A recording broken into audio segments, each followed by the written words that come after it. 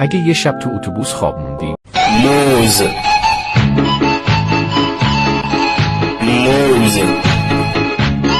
ولی وقتی بیدار شدی دیدی هیچ کس داخلش نیست. اللهم شتت شملهم اللهم فرق جمعهم. و وسط یه جنگلی نباید ازش پیاده شی.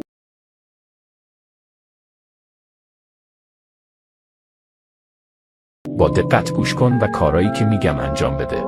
چی؟ نمیخوام. اصلا سمت انتهای اتوبوس نرو.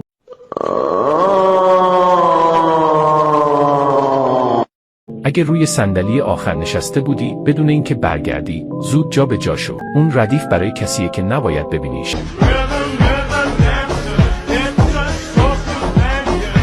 اگه صدای راننده رو از بیرون شنیدی که صدات میکنه ولی کسی رو بیرون ندیدی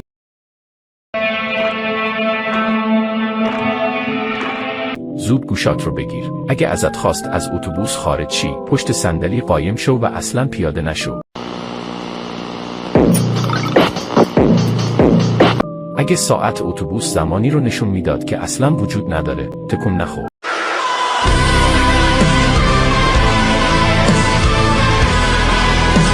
این یعنی چند نفر توی جنگل دارن میبیننت. اگه اومدن سمت اتوبوس و ازت خواستن در رو براشون باز کنی بهشون توجه نکن.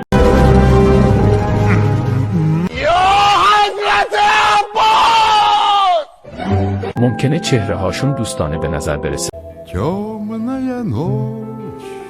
ولی اون فقط یه نقابه تا تو رو فریب بدن. وقتی اتوبوس خودش روشن شد و شروع کرد به عقب رفتن زود پشت فرمون بشین. حواست باشه نباید به چیزی برخورد. اللهم شتت شملهم اللهم فرق جمعهم. تا بتونی از اون جنگل فرار کنی وگرنه